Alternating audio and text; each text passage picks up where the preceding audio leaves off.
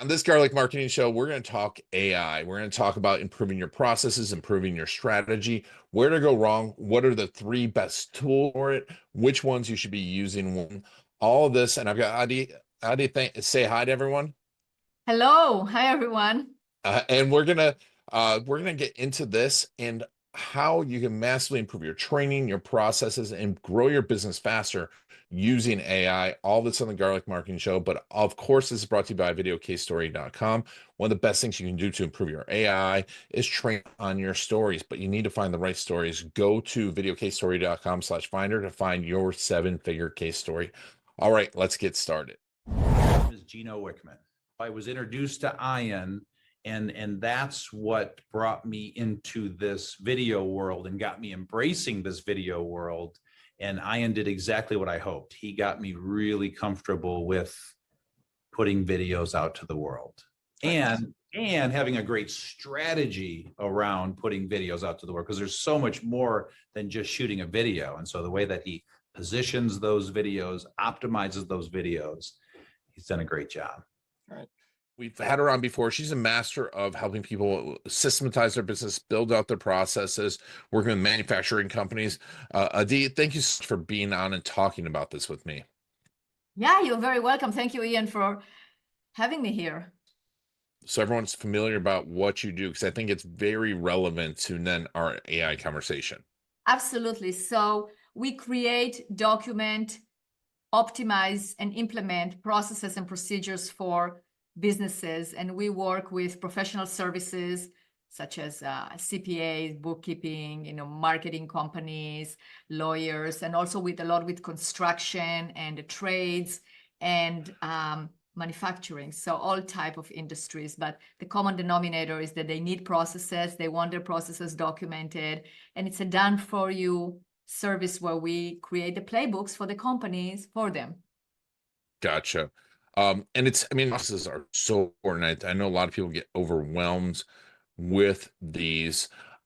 So when you're doing this, tell me about when you started using, when you start using AI to improve processes, what were you looking to accomplish?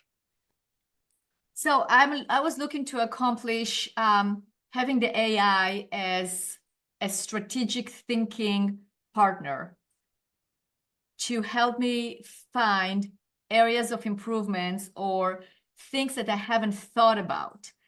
And I use AI. I see when you did the introduction and you said, yes, people are trying to think that they will spit things, and then if it doesn't, they stop using it. AI is a tool. AI is not the driver. You are the driver. We, as humans, have the mind that will drive the AI, but the AI is just something that will make us work so much faster. It's really like the car. Transitioning from, I'm sure a lot of people use that analogy, but it's the horse and carriage to cars. The cars, Yep. It doesn't drive for you. It doesn't drive you. Yes, we will have, if you have a Tesla, I get it, but still, you are the one who will tell it where to go. You're not, oh, let me sit in the car and let's see where we go. No, you still have to be in control of saying, I want to go from point A to point B. Yes, what is point B? You are the one who is driving.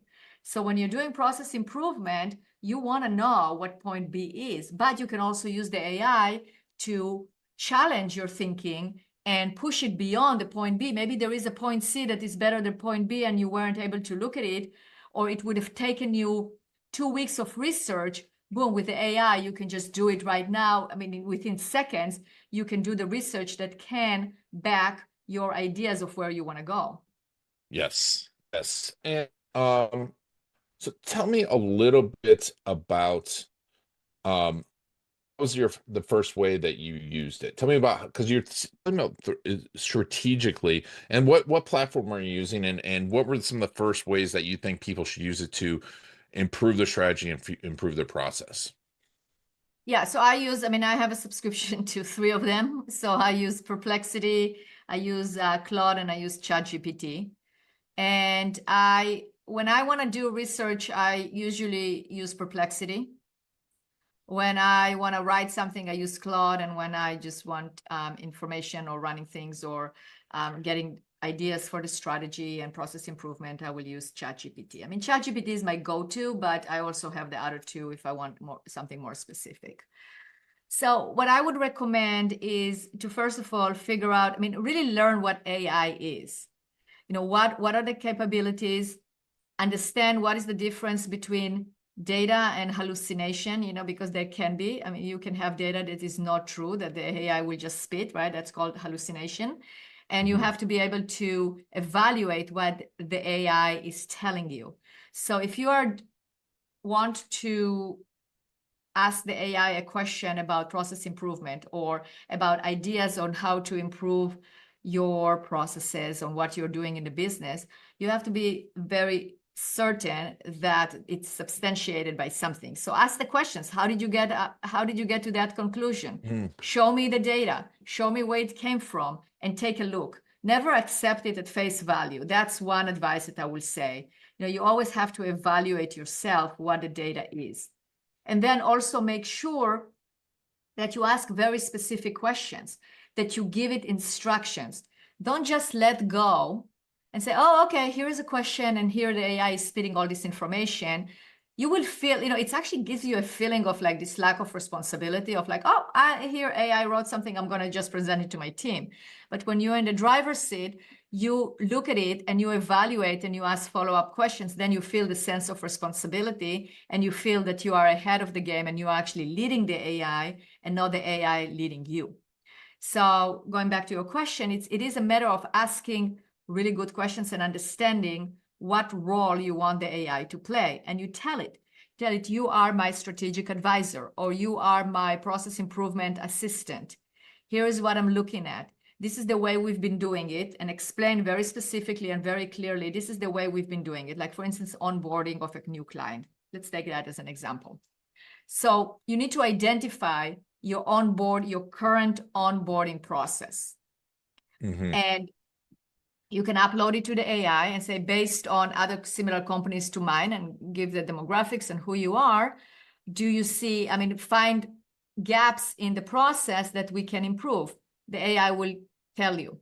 Good, so now you look at it and you look at those that you feel like there will be something you want to implement. Say, good, I would like to implement option number 1. What do you recommend that I do? And then you see, you just start going down the questions and drill the questions until you get a satisfactory answer that you can implement. Then you can use the AI to also write a plan on how to introduce it to the team in the best way possible. You know, another thing that I use AI for internally in my company is for training.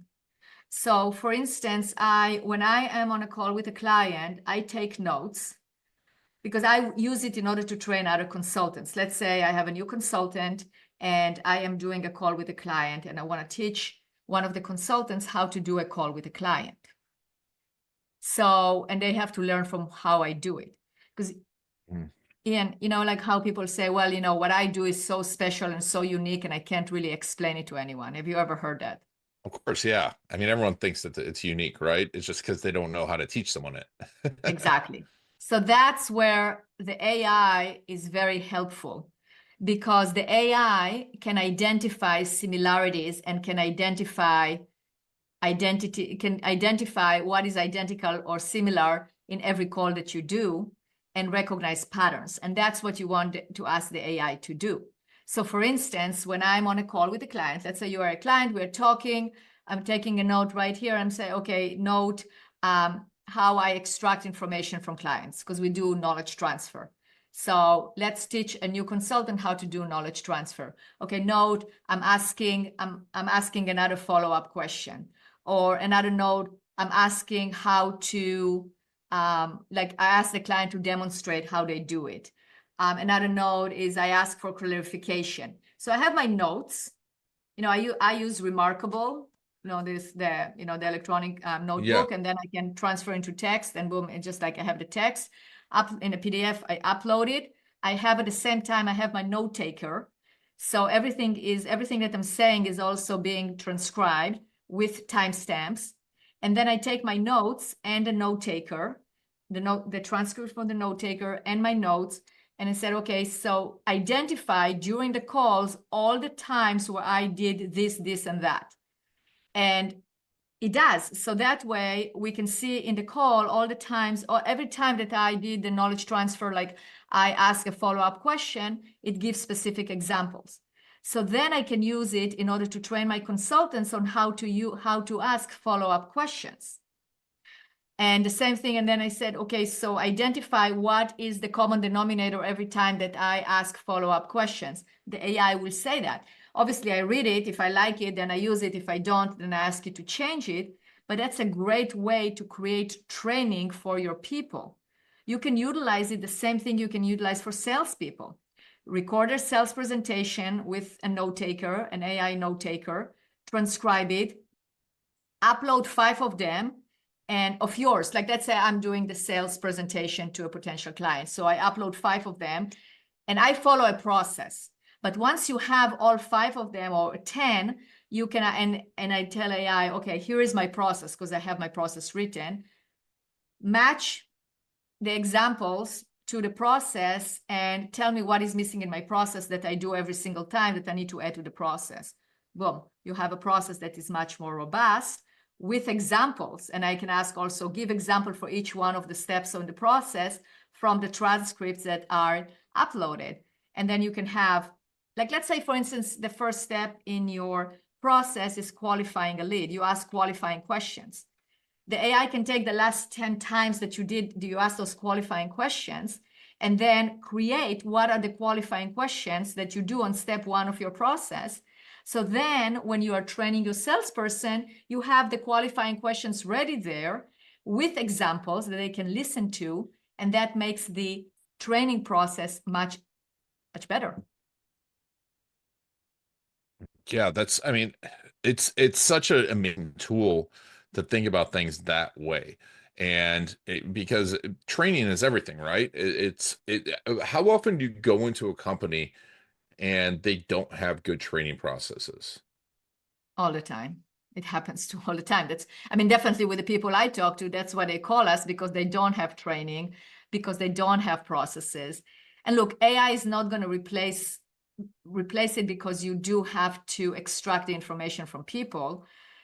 If you know how to use AI to ask the questions, then you can also generate the questions using AI. But the majority of the time, people don't have time to do it. They don't want to do it. And it also doesn't take away from the actual conversation and show me and thinking on the spot and Yeah. being able to extract the information in terms of the knowledge transfer. But a lot of companies do not have training. Yeah, and I think this is an important point, is because that's where I think the human, because people are like, oh, the AI is going to get rid of my job, and I think it's going to get rid of people that don't know how to bridge the gap, right? And that's where you come in, right? Is because simply going to AI and going, make me processes based on this. Yeah, because I've seen the AI outputs, right? And you have to know where they're wrong before you can fix them. What do you think are the essential skill sets that someone, that if they're looking for someone like you to help with the process, they should be looking for and asking for? A company come in and help build out their process and training instead of just going straight to AI. Yeah, you have to be able to evaluate what is important, what is not. And you have to be able to know what is too much and what are we missing. You have to make sure that you capture the uniqueness of your company and ask the right questions. And it's not just some generic output that AI puts out there, that it really aligns with your organization. The value of AI, and I'm not evaluating it or saying that, no, don't use it. The value of AI is to spark ideas or help you think in the right direction, because it will come up with ideas that you didn't think about. And the analogy is like in the old days before AI, you would have to gather about 10 or 20 books and read all of them and figure out and highlight all the important parts and come with ideas. Because how do we come up with ideas? We think about it ourselves, but we also go to lectures, we go to masterminds, we go to workshops, we listen to YouTube, we watch YouTube videos, we will listen to podcasts. We have such amount of information that we need to extract from in order to figure out how to do something. So let's say I needed to read 10 different books about onboarding processes in order to create my ideal onboarding process. Now at my fingertips, if I ask the right question and said AI, I go to AI and go, I'm looking at improving my onboarding process. This is what I have right now. Give me some examples of companies that have done it, that are successful, and what is their onboarding process. Boom, it's right there. The research is done. Yes. No, and also, like you said, it can do hallucinations, right? And even if it says it, because I could do with sales, right? Like there's so much bad sales information out there. And you wouldn't, if you think that information is all right, like, build me out a sales system, and it builds out a sales system that's everyone's talking about, but we know doesn't work, or a marketing system that everyone doesn't talk. It's like, it's filtering out all of that information. I think that is a cool thing. That's right. It can evaluate, and that's what we have the human mind to evaluate the importances of the different datums. And that's very true. And I do not think that AI will take away jobs. I mean, it will eliminate jobs, but it will create an opportunity for other jobs. And that's why, for those that can think and can operate the AI correctly in order to create larger output. And that is very important, because you can use AI to make calculations so fast and to make evaluations, and that is so valuable. The other thing, to use AI for instance, when I write a sales proposal, I will write it with AI. But the problem is that if I am not very specific in my sales presentation, the AI invents things. Like today, this morning, I was writing a sales proposal, and it came up with a price. I go like, where did this price came from? Because it wasn't in the recording. It just stuck a price there. And I'm like, where is that price coming from? So if I didn't watch it, it would be a problem with the client. There was another one. I was actually I'll tell you a mistake I made with AI. I wrote a sales proposal. I was in a rush. I read some of it. I glimpsed through it. I scanned it. I thought, oh, okay, this is fine. Send it to the client. The client said, yeah, we're going to go ahead. I reread my proposal.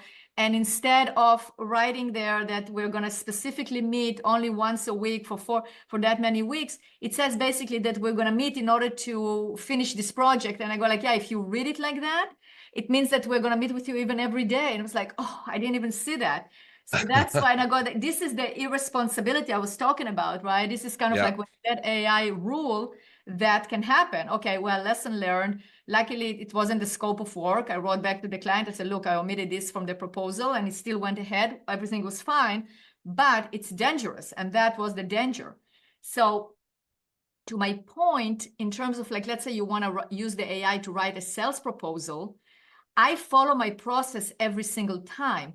I ask my questions every single time. So then I have a template, and then I have the transcript, and then the AI can extract the information. And then I always add my personal note, my personal touch to it, because I know that is what is needed for the deal to close. Love that. Love that. And it's so important, because it's like you said, it's a tool that we need to be using, but we need to learn to use it correctly. And this is all just such fantastic advice. And I think, everyone should be constantly on their processes, but there's human aspect and the what really works aspect. And that's where someone like you comes in. So, tell me a little bit about working with you. What's the process of working with you? The process of working with me is, first of all, schedule an evaluation, and then we'll see if we're a good fit. And then we'll go through the process. So the process is we map your processes. We identify what needs to be documented. We extract the information from the team members, from whomever is responsible for the process. We optimize, we implement, we do the follow by all. We make sure that everyone in the organization follows those processes. And that will never be able to be replaced by AI. You can use AI, and you can use AI for accountability, for sure, but first of all, you have to have the human touch of making sure this is actually going to get followed. You have to get the buy-in. Machines will not get buy-in from humans. You can use it in order to follow up on on the surveys. You can follow up on accountability. They can remind you to go look at the processes, but you do have to have the implementation phase. And yeah, and then you have your playbooks all ready to go and to train your new employees and existing ones and achieve consistency, accountability, efficiency, more profitable, etc. That's fantastic, fantastic. And we'll put a link to your website. Where should people follow you on social media? What's the best place? LinkedIn. I'm on LinkedIn, very active on LinkedIn. So please follow me there. All right. Adi, thank you so much for being on the Garlic Marketing Show and talking AI with us. You are very welcome. Thank you, Ian, for having me. And thank you all for taking us and making us part of your story. This has been Adi Garlic and the Garlic Marketing Show.